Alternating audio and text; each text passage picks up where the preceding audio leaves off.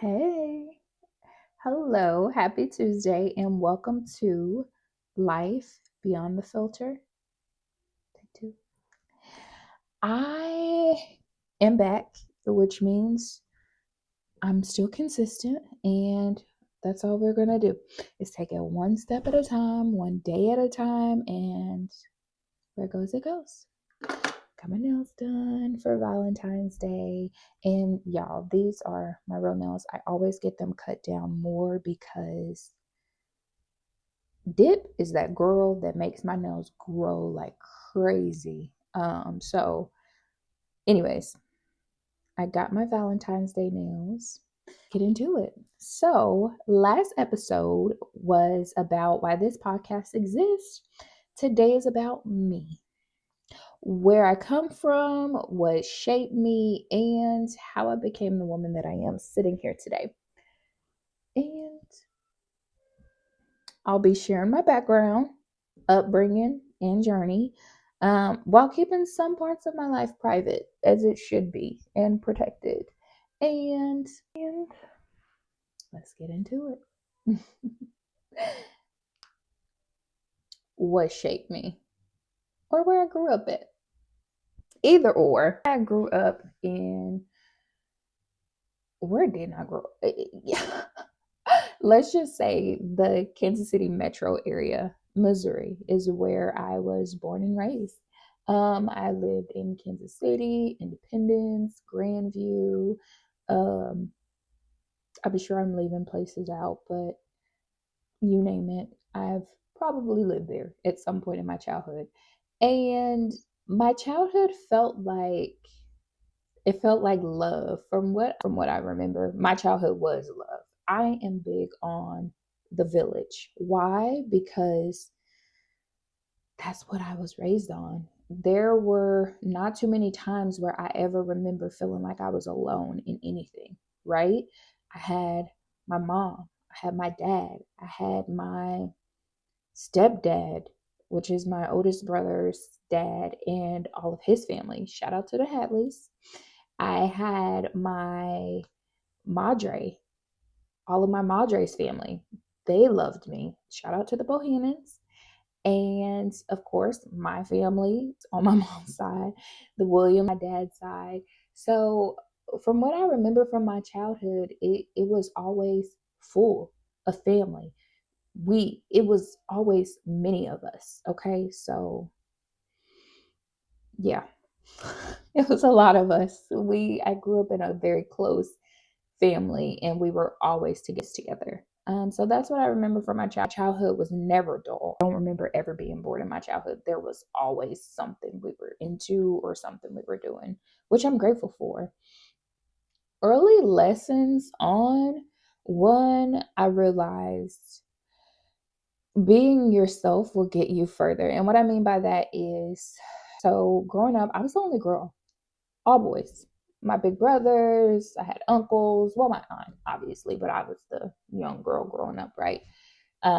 So growing up, I had to learn lessons that I got to stand up for myself because, first of all, my big brother Kevin, who's only 2 years older than me, he would randomly come up to me and just punch me, like, get stronger, or react, because to know me now is to know that's how I was born. Like, I am a sweet, charismatic individual, and my brother like despised me for that. Like, he's like, ain't no sister of mine gonna be a punk, because for whatever reason he equated my kindness as being a punk. So I had to learn early on, I gotta beat my brother up. So yeah, I digress.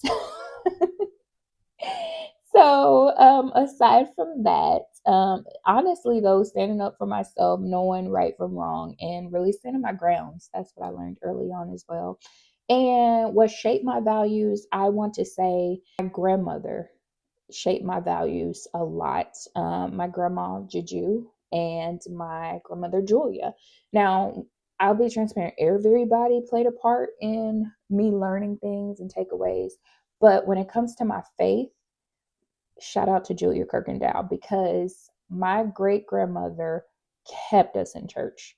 Literally, I thought it was my grandma, Juju, keeping us in church, like, wake up every Sunday. Like, you got to go to church. Come on.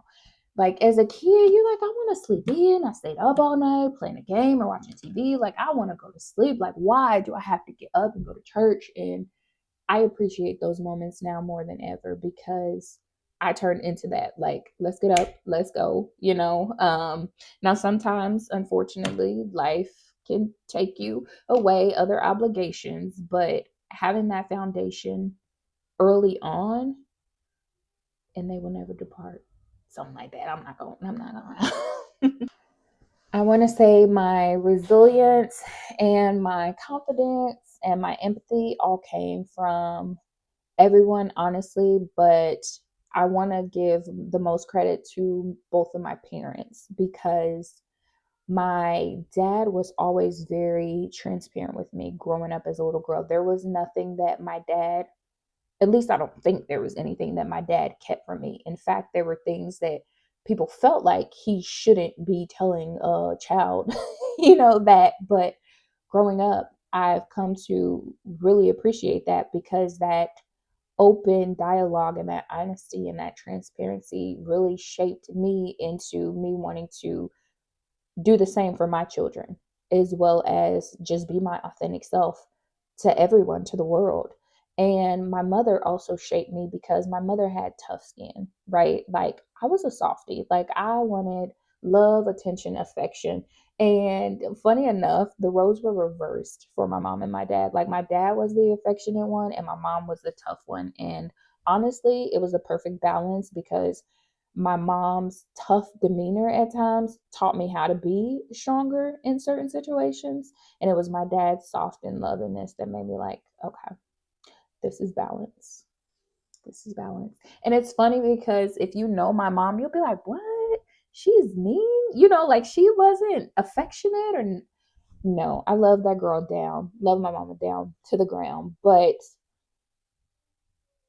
Colette is not an affectionate being. In fact, I had to start forcing her to give me hugs as an adult. Like, every time I see her, even to this day, I'm like, all right, love you, time to hug. And she's like, oh. Just to give you an idea about my mom.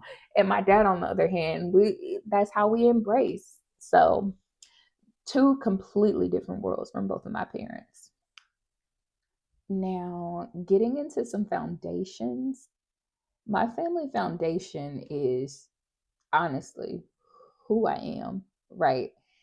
Funny enough, if you don't know, you don't know. If you know, you know. I literally had family tattooed on me. Go through my it's tattooed on me, quite literally. Family over everything. And that was to give you an idea of what family means to me.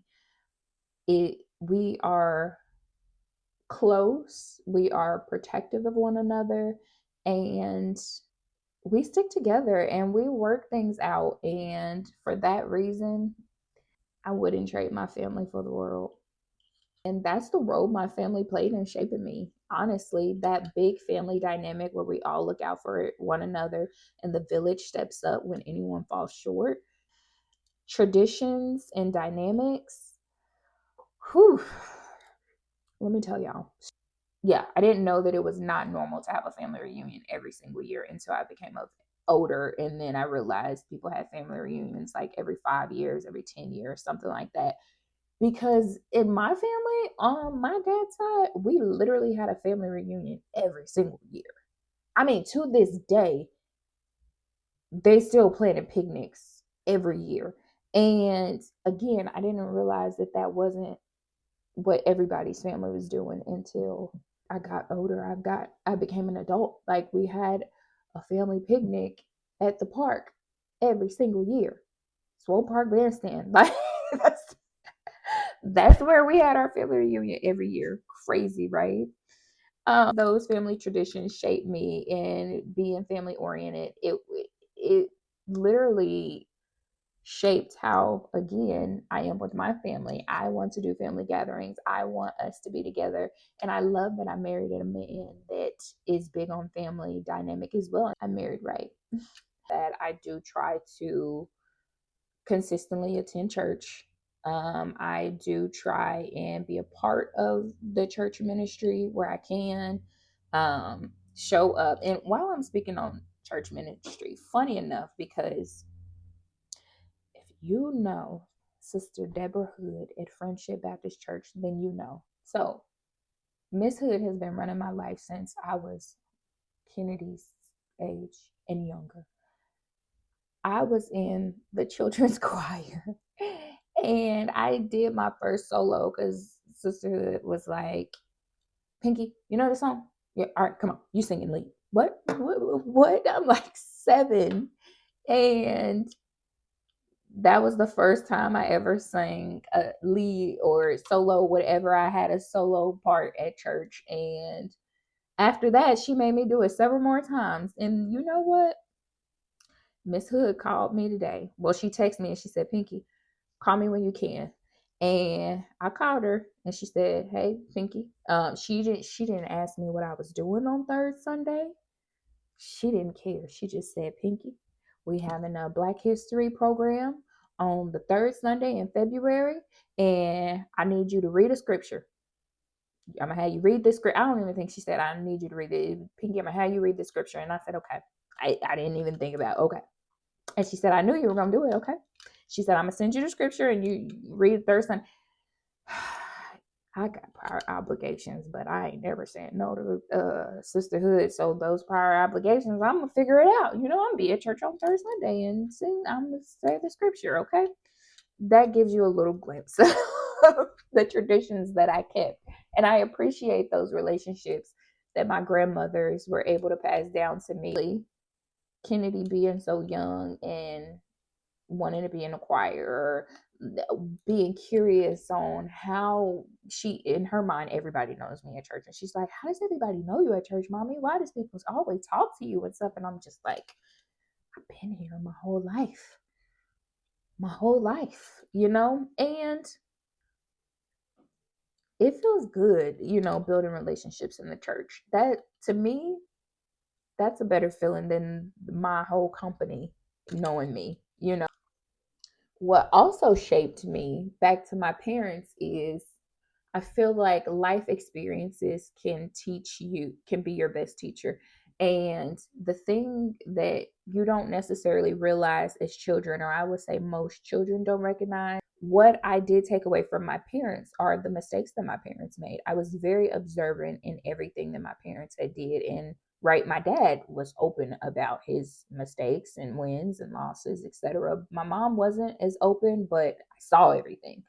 So my parents' mistakes and lessons that they learned that I was able to witness shaped my life for what I wanted and did not want for myself in the future as I became an adult. So that's what really shaped me, that I would say. Work. What have I done about Pinky? Well, let me say this. I'm 32 years old. Earlier on, I wanted to be a veterinarian. So I worked at an animal hospital. I worked at a daycare. I worked I want to say, as a waitress, that my favorite job was Ruby Tuesday. Oh my God, I loved being a waitress. That was my first favorite job, I would say. I worked there out of high school when I first started going to the local community college, and I started off as a host there. And then once I was 18, I could be a server, and that was my favorite job because I got to meet so many new people. I got to talk to people all day, and I feel like to be a better human being, a decent human being, everybody needs to be a server at some point in their lives. Opinion. So yeah, and Ruby Tuesday, and then I worked for a company, my first care center, if you will, customer service job, and there 6 years. And when I first started there, I was trying to get the hang of it because I had never had a real job, if you will. So I was used to being on my feet, moving around, and now this was a desk job that required me to sit for 8 hours a day. And once I got the hang of everything, I'm like, oh, what are all the different positions? What's the cap on my salary I can make? How do I could do this. It was history after that. I was promoted and promoted and promoted and promoted. So eventually, I was one of the youngest promoted supervisors in that Fortune 500 company. And then in 2019, they did layoffs, and my position was out of here. I beat that story like a dead horse. I haven't talked about it as much lately, but if you know me, then you know that story. But it was a blessing in disguise because that got me in my real estate career. In October of 2019, I was laid off on a Wednesday. By that Friday, I was enrolled in real estate school starting that following Monday. The rest is history. Now, I will say, like I said, in the role that I was in at the company before I got laid off, I was in leadership for a couple years or a few years prior to the layoff. And what I learned in my leadership roles, I implement that in day to day. I will say that company, despite the layoffs, their foundation and the idea of the culture when I first started there, muy bien.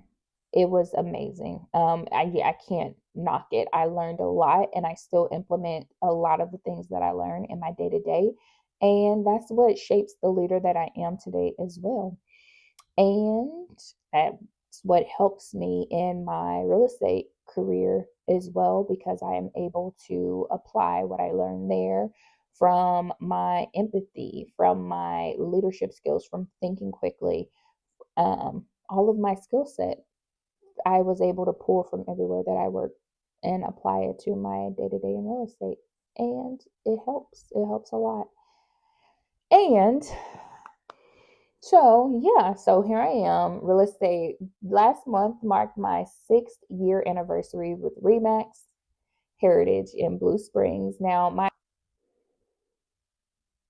But the whole gist of this topic is to say I didn't arrive here overnight. Understanding that majority of everyone you see, you have no idea what it cost them to get to where they are, or what obstacles and mountains they had to climb, and what grief they had to experience, or what hurt, betrayal, any of it. You don't know. So please stop wishing that you could be in somebody else's shoes, because baby, you probably won't survive. And I wanted to be someone who made my kids proud. Like, you are happy that I'm a real estate agent, that you see me reading or studying. You are happy that you see me working out and making my health a priority, or even something simple as me doing my makeup or me getting dressed and putting on heels. Oh my goodness, the girls loved putting on my heels and walking around like they were real estate agents with clipboards and stuff. Like, those are things that makes me go harder, right? Is that I know I have children watching the example that I am setting and seeing how I handle certain situations. That was my motivation more than anything. And that's what also helped me step into my confidence. In a nutshell, honestly, I didn't necessarily change who I was. I just remembered who that I am.